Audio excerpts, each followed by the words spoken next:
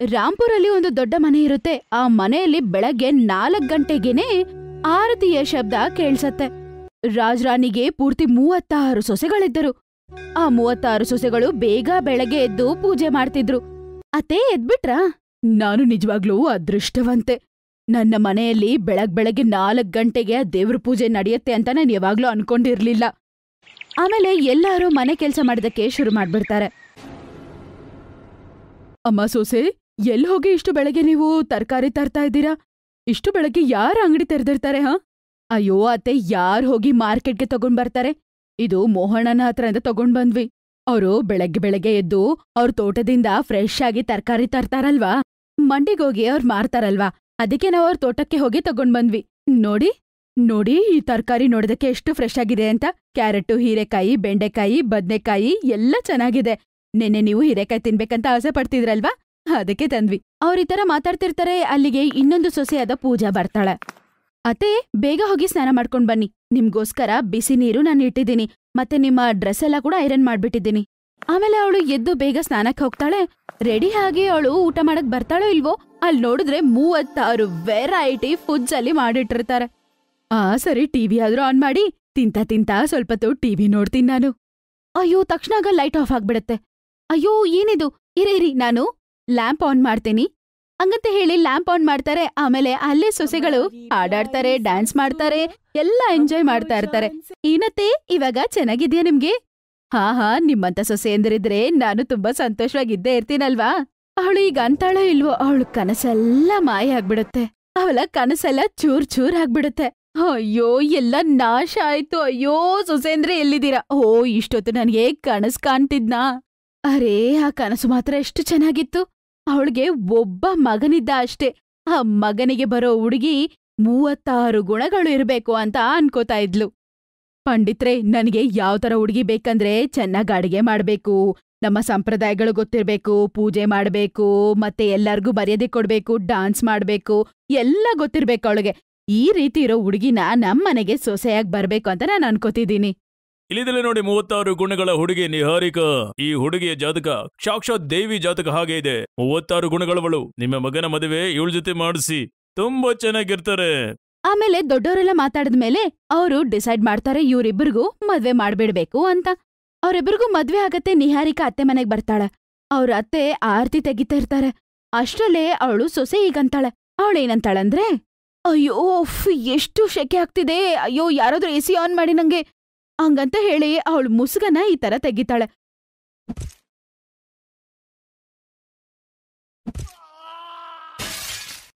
ಅಯ್ಯೋ ರಾಮ, ಹೊಡೆದು ಬಿಟ್ಲಲ್ಲಪ್ಪ, ಹೊಡೆದೇ ಬಿಟ್ಲು. ಮವಾಗ ಗೊತ್ತಿಲ್ದೆ ನನ್ ಕಾಲ್ ಅದ್ರ ಮೇಲೆ ಬೀಳ್ತು. ಪರವಾಗಿಲ್ಲ ಪಿಡು. ತುಂಬಾ ಟಯರ್ಡ್ ಆಗಿರ್ತೀರಾ, ಬೇಗ ಹೋಗಿ ರೆಸ್ಟ್ ತಗೊಳ್ಳಿ. ನಾಳೆ ಬೆಳಗ್ಗೆ ಬೇರೆ ನೀನ್ ಬೇಗ ಎದ್ದು ಅಡ್ಗೆ ಬೇರೆ ಮಾಡ್ಬೇಕಲ್ವಾ? ಅವಾಗ ಅವರು ಅಲ್ಲಿಂದ ಹೊಟ್ಟೋಗ್ಬಿಡ್ತಾರೆ. ಮಾರನೇ ದಿನ ಬೆಳಗ್ಗೆ ಅವಳು ಸ್ಲೀವ್ಲೆಸ್ ಡ್ರೆಸ್ ಹಾಕೊಂಡು ಹಂಗೆ ಮನೆ ಒಳಗಡೆ ಬರ್ತಾಳೆ. ಗುಡ್ ಮಾರ್ನಿಂಗ್ ಅತ್ತೆ, ಕಾಫಿ ರೆಡಿನಾ? ಇಲ್ಲಮ್ಮ, ನಾನು ಕಾಫಿ ಕುಡಿಯೋದಿಲ್ಲ, ನನ್ಗೆ ಟೀ ರೆಡಿ ಮಾಡ್ಬಿಡು. ನನಗ್ ಮಾಡ್ತೀರಾ ಅಂತ ಕೇಳಿದ್ದು. ನಾನ್ ಯಾಕ್ ನಿನಗ್ ಮಾಡ್ಲಿ, ನೀನೇ ನನಗ್ ಮಾಡ್ಬೇಕು. ನೀನೀ ಮನೆಯ ಸೊಸೆ ಅಲ್ವಾ? ನನ್ಗೇನು ಮಾಡಕ್ ಬರಲ್ಲ ಅಲ್ವಾ? ಏನು ಮಾಡಕ್ ಬರಲ್ವಾ? ಅಯ್ಯೋ, ನನ್ನನ್ನೆಲ್ಲರೂ ಮೋಸ ಮಾಡ್ಬಿಟ್ರಪ್ಪ. 36 ಗುಣಗಳಿರುವ ಹುಡುಗಿ ಬೇಕನ್ಕೊಡ್ರೆ ಒಂದ್ ಗುಣನೂ ಇಲ್ಲ ಇವಳಿಗೆ. ಇವಳಗ್ ಟೀಯೇ ಮಾಡಕ್ ಬರಲ್ಲ ಅಂದ್ರೆ ಇನ್ನು ಅಡ್ಗೆ ಏನ್ ಮಾಡ್ತಾಳೆ ಇವಳು? ಟೀ ಮಾಡೋದ್ ಹೇಗಂತ ಇವಾಗ ಲತಾ ಹೇಳ್ಕೊಡ್ತಾಳೆ. ಸರಿ ಆಯ್ತು, ಈಗ ಸಕ್ಕರೆ ಹಾಕು. ಸಕ್ಕರೆ ಹಾಕು ಅಂದಿದ ತಕ್ಷಣ ಬಾಟ್ಲ್ ಹಂಗೆ ಹಿಂಗೆ ತಿರ್ಗಿಸ್ಬಿಡ್ತಾಳೆ. ಅಯ್ಯೋ ದೇವ್ರೇ, ಸಕ್ಕರೆ ಹಾಕಂದ್ರೆ ಈ ತರ ಬಾಟ್ಲ್ನೇ ಒಳಗಡೆ ಹಾಕಂಗಿದಾಳಲ್ವಮ್ಮ ಇವಳು. ಅಯ್ಯೋ ಅಮ್ಮ ಸೊಸೆ, ನೀನೇನು ಕೆಲ್ಸ ಮಾಡ್ಬೇಡ, ಮೊದಲು ಹೋಗಿ ಆಚೆ ಏನಾದ್ರೂ ಕ್ಲೀನಿಂಗ್ ಕೆಲ್ಸ ಇದ್ರೆ ಮಾಡು. ಶ್ಯೂರ್ ಅತ್ತೆ. ಹಿಂಗೆ 3 ತಿಂಗಳು ಕಳೆದು ಹೋಗ್ಬಿಡುತ್ತೆ. ದಿನ ಅವಳೇ ಅಡಿಗೆ ಮಾಡ್ತಿರ್ತಾಳೆ. ಮತ್ತೆ ಒಂದಿನ, ಅಯ್ಯಯ್ಯೋ ಲೇಟ್ ಆಗ್ಬಿಡ್ತಲ್ವಾ, ಹೋಗಿ ನಾನು ಕಿಚನ್ ಅಲ್ಲಿ ಅಡಿಗೆ ಮಾಡ್ಬೇಕು ಹಂಗಂತಂದಿದ ತಕ್ಷಣ ನಿಹಾರಿಕಾ ಅತ್ತೆ ಕೈನ ಹೇಳ್ಕೊಂಡು ಡೈನಿಂಗ್ ಟೇಬಲ್ ಹತ್ರ ಬರ್ತಾಳೆ. ಇದನ್ನೆಲ್ಲ ಯಾರ್ ಮಾಡಿದ್ದು? ಅಮ್ಮ, ಇದೆಲ್ಲ ನಿನ್ನ ಸೊಸೆ ಅವಳ ಕೈಯಿಂದ ಮಾಡಿದಾಳೆ. ಈಗ ನೀನ್ ಒಪ್ಕೊಂತೀಯಲ್ಲ, ಈಗ ನಿನ್ನ ಸೊಸೆ 36 ಗುಣಗಳ ಸೊಸೆ ಆಗಿದ್ದಾಳೆ. ಅದನ್ ಕೇಳಿಸ್ಕೊಂಡು ಪಾಪ ಲತಾ ತುಂಬಾನೇ ಸಂತೋಷ ಪಡ್ತಾಳೆ. ಆಮೇಲೆ ಅವಳು ಹೀಗಂತ ಹೇಳ್ತಾಳೆ, ಚೆನ್ನಾಗಿರಮ್ಮ ಸೊಸೆ. ಅತ್ತೆ, ನಿಮ್ಮ ಆಶೀರ್ವಾದನೇ ನಂಗ್ ದೊಡ್ಡದು. ನಿಮಗೆ ತುಂಬಾ ತುಂಬಾ ಧನ್ಯವಾದ. ನೀವ್ ನಿಮ್ಮ ಸೊಸೆಗೆ 36 ಗುಣಗಳನ್ನ ಹೇಳ್ಕೊಟ್ಟಿದ್ದೀರಾ. ಆಮೇಲೆ ಅವಳು ಮಾಡಿರುವ ಅಡಿಗೆಯನ್ನು ಆ ಮನೆಯವರೆಲ್ಲರೂ ತಿಂದು ತುಂಬಾನೇ ಸಂತೋಷ ಪಡ್ತಾರೆ. ಈಗ ನಿಹಾರಿಕಾ ಕೂಡ ಅದೇ 36 ಗುಣಗಳಿರುವ ಹುಡುಗಿ ಆಗ್ತಾಳೆ. ಮತ್ತೆ ಎಲ್ಲರೂ ಸಂತೋಷವಾಗಿ ಇಟ್ಕೋತಾಳೆ.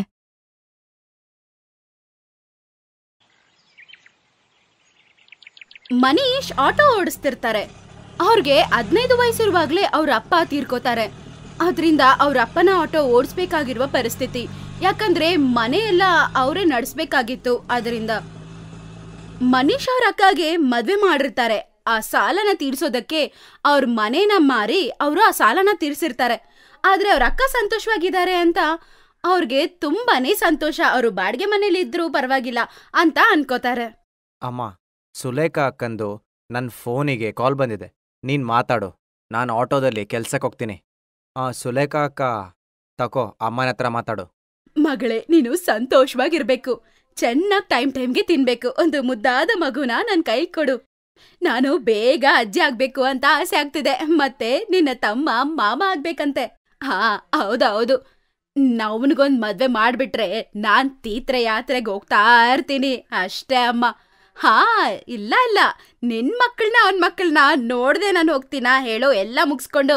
ಅಮ್ಮ, ಮನೀಶ್ಗೆ ಒಂದೊಳ್ಳೆ ಹುಡುಗಿನ ನೋಡಿ ಬೇಗ ಮದ್ವೆ ಮಾಡ್ಬೇಕು. ಅಮ್ಮ, ನಂಗೆ ಲೇಟ್ ಆಗ್ತಿದೆ, ಮತ್ತೆ ಮಾತಾಡ್ತೀಯಾ? ಸರಿ ಸರಿ ಅಮ್ಮ, ನಾನ್ ನಿನ್ಗೆ ಆಮೇಲೆ ಕಾಲ್ ಮಾಡ್ತೀನಿ. ಅವನ್ಗೆ ಟೈಮ್ ಆಗ್ತಿದ್ಯಂತೆ. ಆಮೇಲೆ ಮನೀಶ್ ಆಟೋ ಎತ್ಕೊಂಡು ಹೋಗ್ಬಿಡ್ತಾರೆ. ಆಲ್ರೆಡಿ ಅವ್ರಿಗೆ ತುಂಬಾ ಲೇಟ್ ಆಗಿರೋದಕ್ಕೆ ಟ್ರಾಫಿಕ್ ಜಾಮ್ ಬೇರೆ ಆಗಿರುತ್ತೆ. ಆಮೇಲೆ ಒಂದ್ ಜಾಗದಲ್ಲಿ ಗಾಡಿ ನಿಲ್ಸಿ ಸವಾರಿಗೋಸ್ಕರ ವೇಟ್ ಮಾಡ್ತಿರ್ತಾರೆ. ಆಗ ಇನ್ನೊಬ್ರು ಜಗಳ ಮಾಡೋದ್ ಕಾಣಿಸುತ್ತೆ. ಅರೆ ಮೇಡಮ್, ಏನ್ ಹೇಳ್ತಿದ್ದೀರಾ? ನೀವು ಎಷ್ಟು ಹೇಳಿದಿರೋ ಅಷ್ಟು ನಂಗೆ ಪೇ ಮಾಡಿ. ಅರೆ ಅಣ್ಣ, ನಾನು ಹೇಳ್ತಿದ್ದೀನಲ್ವಾ, ನನ್ ಪರ್ಸ್ ಕಳ್ದೋಯ್ತು. ಅದ್ರಲ್ಲಿ ನನ್ ದುಡ್ಡು, ಮೊಬೈಲ್ ಎಲ್ಲ ಇತ್ತು. ನಾನ್ ಹೇಳ್ತಿದ್ದೀನಲ್ಲ, ನೀನ್ ನಂಬರ್ ಕೊಡಿ, ನಾನ್ ಮನೆಗೆ ಹೋಗಿ ದುಡ್ಡು ಕಳ್ಸ್ಕೊಡ್ತೀನಿ. ಇಲ್ಲಿ ಬೇರೆ ಒಂದ್ ಫಂಕ್ಷನ್ ಇದೆ ಅಣ್ಣ, ಪ್ಲೀಸ್. ಟೈಮ್ ಆಗ್ಬಿಡುತ್ತೆ, ಬೇಗ ಹೋಗ್ಬೇಕು. ನಾನು ಹೇಳೋದು ಸ್ವಲ್ಪ ಅರ್ಥ ಮಾಡ್ಕೊಳ್ಳಿ. ನಿರಂಜನ್, ಏನಾಯ್ತು? ಯಾಕೆ ಗಲಾಟೆ ಮಾಡ್ತಿದ್ಯಾ? ನೋಡ, ಬೆಳಗ್ಗಿನ ಮೊದಲನೇ ಸವಾರಿ ದುಡ್ಡು ಬೇರೆ ಕೊಡಲ್ಲ ಅಂತಿದ್ದಾಳೆ. ಇವ್ರ ಪರ್ಸೆಲ್ಲ ಮಿಸ್ ಆಗಿದ್ಯಂತೆ, ಮತ್ತೆ ನಂಗೆ ಕೊಡ್ತಾರಂತೆ ದುಡ್ಡು. ಇದೆಲ್ಲ ಹೀಗಾಗತ್ತಾ? ಏನಿಲ್ಲ ನಿರಂಜನ, ಸ್ವಲ್ಪ ಜನರನ್ನ ಅರ್ಥ ಮಾಡ್ಕೊಳ್ಳಲಿ. ನೋಡು, ನೀನು ಎಷ್ಟಾಯ್ತು ಹೇಳು, ನಾನು ಕೊಡ್ತೀನಿ ನಿಂಗೆ. ಈ ಮೇಡಮ್ ನನಗೆ ಮತ್ತೆ ಕೊಡ್ಲಿ. ಮನೀಶ್ ನಿರಂಜನ್ಗೆ ದುಡ್ಡು ಕೊಡ್ತಾರೆ. Thank you so much. ನನ್ನ ಹೆಸರು ಅರ್ಚನಾ. ನನಗೆ ನಿಮ್ಮ ನಂಬರ್ ಕೊಡಿ. ನಾನು ಮನೆಗೆ ಹೋಗಿದ ತಕ್ಷಣ ನಾನು ನಿಮಗೆ ಆನ್ಲೈನ್ ಪೇಮೆಂಟ್ ಮಾಡ್ತೀನಿ. ಈಗಲೇ ಹೇಗಾದರೂ ತರಿಸಿ ದುಡ್ಡು ಕೊಡ್ತಿದ್ದೆ, ಬಟ್ ನಾನು ಫಂಕ್ಷನ್ಗೆ ಹೋಗಬೇಕು. ಏನು ಪರವಾಗಿಲ್ಲ ಮೇಡಮ್, ತಗೊಳ್ಳಿ ನನ್ನ ನಂಬರ್. ಮನೀಶ್ನ ನಂಬರ್ ಅರ್ಚನಾ ತಗೋತಾರೆ. ಮತ್ತೆ ಮಾರನೇ ದಿನಾನೇ ಅವ್ರಿಗೆ ಆ ದುಡ್ಡನ್ನ ಕಳಿಸಿ, ಹಲೋ, ನಾನು ನಿಮಗೆ ಆನ್ಲೈನ್ ಟ್ರಾನ್ಸಾಕ್ಷನ್ ಮಾಡಿದ್ದೀನಿ, ನೀವು ಒಂದ್ಸಲ ಚೆಕ್ ಮಾಡ್ಕೊಳ್ಳಿ. ಮತ್ತೆ ನಿನ್ನೆ ನೀವು ಮಾಡಿದ ಸಹಾಯಕ್ಕೆ ಧನ್ಯವಾದ. ನಾನು ಗೊತ್ತಿಲ್ಲದೆ ಇದ್ರೂ ಸಹಾಯ ಮಾಡಿದ್ದೀರಾ ಹಂಗಂತ ಅರ್ಚನಾ ಮತ್ತೆ ಮನೀಶ್ ಮಾತಾಡ್ತಿರ್ತಾರೆ. ಅರ್ಚನಾಗೆ ಮನೀಶ್ ಹತ್ರ ಮಾತಾಡೋದು ತುಂಬಾನೇ ಇಷ್ಟ. ಅರ್ಚನಾ ಮನೀಶ್ನ 2-3 ಸಲ ಮಾರ್ಕೆಟ್ಗೆ ಹೋಗೋದಕ್ಕೆ ಕರೆದಿರ್ತಾರೆ. ಇಬ್ರು ಮಾತಾಡ್ತಾ ಕ್ಲೋಸ್ ಫ್ರೆಂಡ್ಸ್ ಆಗ್ತಾರೆ. ಮನೀಶ್ಗೆ ಗೊತ್ತು ಅರ್ಚನಾ ಚೆನ್ನಾಗಿ ದುಡ್ಡಿರೋ ಮನೆ ಮಗಳು ಅಂತ. ನೋಡರ್ಚನಾ, ನೀನು ಶ್ರೀಮಂತರ ಮನೆ ಹುಡುಗಿ, ಮತ್ತೆ ನಾನಂತೂ ಏನೂ ಇಲ್ಲ ಕಣೆ. ಇದು ಸರಿಯಲ್ಲ. ಈಗ ನಾನು ಆಟೋ ರಿಕ್ಷಾ ಓಡಿಸೋದು, ನೀನು ಮತ್ತೆ ನಾನು ಈಗ ಫ್ರೆಂಡ್ಸ್ ಆಗಿರೋದು ಸರಿಯಲ್ಲ. ಪ್ಲೀಸ್, ನೀನು ನನ್ನನ್ನು ಮೀಟ್ ಆಗಬೇಡ. ನಾವಿಬ್ರು ಮೀಟ್ ಮಾಡಬಾರ್ದಂತ ಹೇಳ್ತಿದ್ಯಾ, ಆದ್ರೆ ಇವತ್ತು ನನ್ನ ಪ್ರೀತಿನ ನಿನ್ನ ಹತ್ರ ಹೇಳೋದಕ್ಕೆ ಬಂದಿದ್ದೀನಿ. ನೀನ್ ಯಾಕೆ ಹಿಂಗೆ ಮಾತಾಡ್ತಾ ಇದೀಯಾ? ನಾನು ನಿನ್ನ ತುಂಬಾ ಲವ್ ಮಾಡ್ತಿದ್ದೀನಿ. ನಿನ್ನ ಮದುವೆ ಮಾಡ್ಕೋಬೇಕು, ನಿನ್ನ ಜೊತೆ ನಾನು ಲೈಫ್ ಸ್ಪೆಂಡ್ ಮಾಡ್ಬೇಕು ಅನ್ಕೊಂಡಿದ್ದೀನಿ. ಪ್ಲೀಸ್. ಅದ್ರ ಬಗ್ಗೆ ಹೇಳ್ಕೊಂಡೆ ಅವರು ಅಳಕ್ ಪ್ರಾರಂಭಿಸ್ತಾರೆ. ಮನೀಶ್ ಅವ್ರನ್ನ ಹಗ್ ಮಾಡ್ಕೋತಾರೆ. ಅರ್ಚನಾ ಅವ್ರ ಅಪ್ಪ ಅಮ್ಮ ಹತ್ರ ಇದ್ರ ಬಗ್ಗೆ ಮಾತಾಡ್ತಾರೆ. ಜಗಳ ಮಾಡ್ಕೊಂಡು ಮದುವೆಗೋಸ್ಕರ ಅಪ್ಪ ಅಮ್ಮನ ಒಪ್ಪಿಸ್ತಾರೆ. ಇನ್ನೊಂದ್ ಕಡೆ ಮನೀಶ್ ಕೂಡ ಅವ್ರ ಅಮ್ಮ ಮತ್ತೆ ಅಕ್ಕ ಹತ್ರ ಮಾತಾಡ್ತಾರೆ. ಅವ್ರು ಕೂಡ ಒಪ್ಕೊಂಡು ಮದ್ವೆ ನಡೆಸ್ತಾರೆ. ಅರ್ಚನಾ ತುಂಬಾನೇ ಒಳ್ಳೆ ಹುಡುಗಿ. ಅತ್ತೆ ಮನೆಯವರು ಬಡವರಾಗಿದ್ರು ಅವಳು ಅವ್ರಿಗೆ ಹೊಂದ್ಕೊಂಡು ಚೆನ್ನಾಗಿ ಸಂತೋಷವಾಗಿ ಅವ್ರ ಜೊತೆ ಜೀವಿಸ್ತಿದ್ಲು. ಅರ್ಚನಾ, ನೀನು ನನ್ನ ಜೊತೆ ಮದುವೆಯಾಗಿ ಖುಷಿಯಾಗಿದ್ಯಲ್ವಾ? ಹಾ ಮನೇಶ್, ನಾನಿನ್ನ ಲವ್ ಮಾಡಿ ಮದ್ವೆ ಮಾಡ್ಕೊಂಡೆ. ನಾನ್ ನಿನ್ ಜೊತೆ ಸಂತೋಷವಾಗಿದ್ದೀನಿ. ಅತ್ತೆ ಮತ್ತೆ ಸುಲೇಖಾ ಅತ್ಗೆ ನನ್ನ ತುಂಬಾ ಚೆನ್ನಾಗಿ ನೋಡ್ಕೋತಾರೆ. ಇಷ್ಟು ಪ್ರೀತಿ ಬೇರೆ ಎಲ್ಲೂ ಸಿಗೋದಿಲ್ಲ ಆಯ್ತಾ. ನನ್ ಮನೆ ಬಿಟ್ಟು ಬಂದಿದ್ದೀನಿ ಅಂತ ನನ್ಗೆ ಅನ್ಸೋದೇ ಇಲ್ಲ. ಚೆನ್ನಾಗಿರು ತಾಯಿ.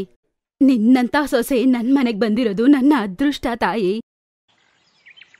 ಅರ್ಚನಾತಿಗೆ ನಾನ್ ನಿಮ್ಗೆ ಹೊಸ ಸಾರಿ ತಂದಿದ್ದೀನಿ. ಸಾಯಂಕಾಲ ಫಂಕ್ಷನ್ಗೆ ನೀವ್ ಇದೇ ಸೀರೆ ಹಾಕೋಬೇಕು ಆಯ್ತಾ? ಸುಲೇಖಾಕ, ಖಂಡಿತ ಇದೇ ಸ್ಯಾರಿ ಕಟ್ಕೋತೀನಿ. ಆದ್ರೆ ಒಂದು ಕಂಡೀಷನ್ ಇದೆ. ಈ ಸೀರೆ ಕಟ್ಕೊಂಡ್ಮೇಲೆ ನೀವೇ ನನ್ನ ರೆಡಿ ಮಾಡ್ಬೇಕು. ಅರ್ಚನಾ ಮಾತ್ ಕೇಳಿದ ತಕ್ಷಣ ಸುಲೇಖಾಗೆ ಕಣ್ಣಲ್ಲಿ ಆನಂದ ಬಾಷ್ಪ. ಯಾಕಂದ್ರೆ ಅವಳನ್ನ ಇಷ್ಟು ಪ್ರೀತಿಸೋ ಅತ್ತಿಗೆ ಸಿಗ್ತಾರೆ ಅಂತ ಅವಳು ಯಾವಾಗ್ಲೂ ಅನ್ಕೊಂಡೇ ಇರ್ಲಿಲ್ಲ. ಸ್ವಲ್ಪ ದಿನದಲ್ಲೇ ಅರ್ಚನಾ ಎಲ್ಲಾರ ಹತ್ರ ಒಳ್ಳೆ ಹೆಸರು ತಗೋತಾರೆ. ಇವಾಗ ಅರ್ಚನಾ ಇಲ್ದೆ ಯಾರ ಕೈಲೂ ಇರಕ್ಕಾಗಲ್ಲ. ಸುಲೇಖಾಗೆ ಕೂಡ ಮಗು ಹುಟ್ಟುತ್ತೆ. ಇನ್ನೊಂದ್ ಕಡೆ ನಮ್ಮ ಅರ್ಚನಾನು ಪ್ರೆಗ್ನೆಂಟ್ ಆಗಿದ್ದಾರೆ. ಅರ್ಚನಾ ಪ್ರೆಗ್ನೆಂಟ್ ಆಗಿರುವ ವಿಷಯ ತಿಳಿದ ಅವ್ರ ಅಪ್ಪ ಅಮ್ಮ ನೋಡಕ್ ಹೋಗ್ಬೇಕು ಅಂತ ಅರ್ಚನಾನ ನೋಡಕ್ಕೆ ಅವ್ರ ಮನೆಗೆ ಹೋಗ್ತಾರೆ. ಅವ್ರ ಮನೆ ನೋಡಿದ ತಕ್ಷಣ ಅವರು ತುಂಬಾನೇ ಬೇಜಾರ್ ಮಾಡ್ಕೋತಾರೆ. ಅರ್ಚನಾ, ನಿಮ್ಮ ಅಪ್ಪ ಅಮ್ಮ ಬಂದಿದ್ದಾರೆ, ನೀನ್ ಅವ್ರ ಹತ್ರ ಮಾತಾಡ್ತಿರು, ನಾನು ಅವ್ರಿಗೋಸ್ಕರ ತಿನ್ನಕ್ಕೇನಾದ್ರೂ ತರ್ತೀನಿ. ಏನ್ ಅರ್ಚನಾ ಇದು? ಈ ಪರಿಸ್ಥಿತಿಯಲ್ಲಿ ಕೂಡ ನೀನೇ ಮನೆ ಕೆಲ್ಸ ಮಾಡ್ಬೇಕಾ? ನಿಮ್ ಮನೇಲಿ ಯಾರು ಕೆಲ್ಸದವ್ರು ಇಲ್ವಾ? ಏನ್ ಮಾತಾಡ್ತಾ ಇದ್ಯಾ ನೀನು? ನಿನಗ್ ಗೊತ್ತಿಲ್ವಾ ನಿನ್ ಮಗಳು ಎಲ್ಲಿ ಮದ್ವೆ ಆಗಿದೆ ಅಂತ? ಇಲ್ಲಿ 2 ಸರಿ ಊಟಕ್ಕೇನೆ ಆಲೋಚನೆ ಮಾಡ್ಬೇಕು. ನೀನು ಕೆಲ್ಸದವಳಂತೆ. ಸುಮ್ನೆ ಎಲ್ಲ. ಅಯ್ಯೋ ಅಮ್ಮ, ಹಾಗೇನೂ ಇಲ್ಲ ಆಯ್ತಾ. ಮನೀಶ್ ಮತ್ತೆ ನಮ್ಮ ಅತ್ತೆ ಯಾವಾಗ್ಲೂ ಹೇಳ್ತಿರ್ತಾರೆ ಕೆಲ್ಸದವ್ರನ್ನ ಇಟ್ಕೊಳ್ಳೋಣ ಅಂತ. ಆದ್ರೆ ನಾನೇ ಬೇಡ ಅನ್ಬಿಟ್ಟೆ. ಯಾಕಂದ್ರೆ ನಾನ್ ಬೇರೆ ಮನೇಲಿ ಸುಮ್ನೆ ಇರ್ತೀನಲ್ವಾ, ಬೋರ್ ಹೊಡಿಯತ್ತೆ. ಏನಾದ್ರೂ ಕೆಲ್ಸ ಮಾಡಿದ್ರೆ ಚೆನ್ನಾಗಿರುತ್ತೆ. ಅದು ಮಾತ್ರ ಅಲ್ಲ, ನಾನ್ ಕೆಲ್ಸನೂ ಮಾಡೋದಿಲ್ಲ ಅಷ್ಟು. ಟೀ ತಗೊಳ್ಳಿ. ಅರ್ಚನಾ, ನಿನ್ಗೆ ಸಮೋಸ ಇಷ್ಟ ಅಲ್ವಾ? ಅದಕ್ಕೆ ತಗೊಬಂದಿದ್ದೀನಿ, ನೀನು ತಿನ್ನು, ಅಪ್ಪ ಮಗು ಕೊಡು, ಮಾತಾಡ್ತಾ ತಿಂತೀರಿ. ನೋ ನೋ, ನಾನು ಈ ತರ ಆಯಿಲಿ ಫುಡ್ ತಿನ್ನಲ್ಲ. ಅರ್ಚನಾ, ನೀನ್ ಪ್ರೆಗ್ನೆಂಟ್ ಆಗಿದ್ಯಲ್ವಾ, ನೀನು ಇದೆಲ್ಲ ತಿನ್ಬಾರ್ದು, ಹೆಲ್ದಿ ಫುಡ್ ತಿನ್ಬೇಕು, ಅರ್ಥ ಆಯ್ತಾ? ಅಯ್ಯೋ ಅಕ್ಕ, ಏನಕ್ಕ ನಿಮ್ ಬುದ್ಧಿ ಇದೆಯಾ ಇಲ್ವಾ? ನೀವ್ ಯಾಕೆ ಅವನ್ಗೆ ಆಯಿಲಿ ಫುಡ್ ಕೊಡ್ತಿದ್ದೀರಾ? ಅವಳಿಗೆ ಹೆಲ್ತ್ ಸ್ಪಾಯ್ಲ್ ಆಗುತ್ತೆ. ಅಮ್ಮ, ನನ್ ಬಗ್ಗೆ ಚಿಂತೆ ಬೇಡ, ಎಲ್ಲ ಹೆಲ್ದಿ ಫುಡ್ ಅತ್ತೆ ನನ್ ಕೊಡ್ತಾರೆ. ಜ್ಯೂಸ್, ಫ್ರೂಟ್ಸ್, ವೆಜಿಟೇಬಲ್ಸ್, ಟೈಮ್ಗೆ ಮಾತ್ರೆ ಎಲ್ಲನೂ ಕೊಡ್ತಾರೆ. ಅಷ್ಟರಲ್ಲೇ ಸುಲೇಖಾ ಅಲ್ಲಿಗೆ ಬರ್ತಾರೆ. ಅತ್ಗೆ, ನಾಳೆ ನಾವು ಚೆಕಪ್ಗೆ ಹೋಗ್ಬೇಕು, ಅಪಾಯಿಂಟ್ಮೆಂಟ್ ಎಲ್ಲ ಬುಕ್ ಮಾಡಿದೀನಿ, ರೆಡಿಯಾಗಿರಿ ಆಯ್ತಾ? ಚೆಕಪ್ ಮುಗಿದ್ಮೇಲೆ ಮಾಡ್ಬೇಕಾಗಿರೋ ಸ್ಕ್ಯಾನ್ ಎಲ್ಲ ಮಾಡ್ಬಿಡೋಣ ಅಕ್ಕ. ಸುಲೇಖಾ, ನಿನ್ಗೆ ಯಾವ ಹಾಸ್ಪಿಟ್ಲಲ್ಲಿ ಮಗು ಹುಟ್ಟಿತು? ಯಾವ ಡಾಕ್ಟರ್ ಬಗ್ಗೆ ನೀನು ಮಾತಾಡ್ತಿದ್ಯಮ್ಮ? ಅದೇ, ಅದು ದೊಡ್ಡ ಮಾರ್ಕೆಟ್ ಒಂದಿದೆ ಅಲ್ವಾ, ಅಲ್ಲಿ ಡಾಕ್ಟರ್ ನೇಹಾ ಅಂತಿದ್ದಾರೆ. ಓಹ್ ಗಾಡ್, ಸೋ ಚೀಪ್. ಓಹ್ ಅರ್ಚನಾ, ನೀನ್ ಹಾಸ್ಪಿಟಲ್ಗೆ ಹೋಗ್ತಿದ್ಯಾ ಚೆಕಪ್ಗೆ? ಹುಚ್ಚಿಡ್ದಿದ್ಯಾ ನಿಂಗೆ? ಏನ್ ಅರ್ಚನಾ ಇದು? ನೀನು ನಾರ್ಮಲ್ ಹಾಸ್ಪಿಟಲಿಗೆ ಹೋಗ್ತೀಯಾ?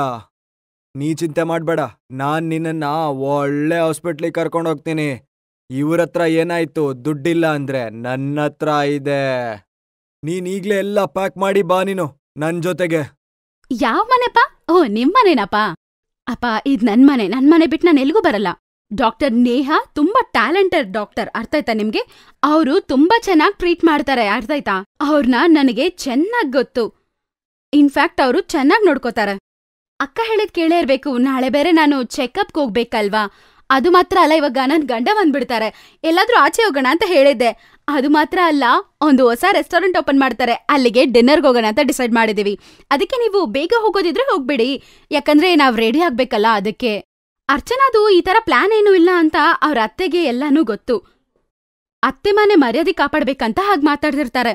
ಅವ್ರ ಅಪ್ಪ ಅಮ್ಮ ಅವ್ರನ್ನ ಅವಮಾನ ಮಾಡ್ಬಾರ್ದಂತ ಅನ್ಕೋತಾರೆ. ಅದನ್ನ ಕೇಳಿದ ತಕ್ಷಣ ಅವರಿಬ್ರು ತುಂಬಾನೇ ಸಂತೋಷ ಪಡ್ತಾರೆ. ಅವ್ರ ಅಪ್ಪ ಅಮ್ಮ ಅರ್ಥ ಮಾಡ್ಕೊಂಡು ಅಲ್ಲಿಂದ ಹೋಗ್ಬಿಡ್ತಾರೆ.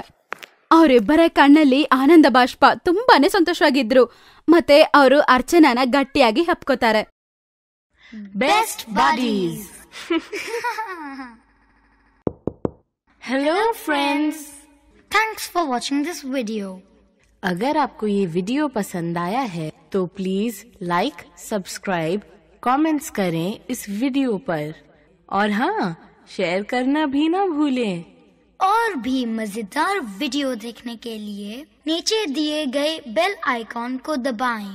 देखते रहिए बेस्ट बडीज.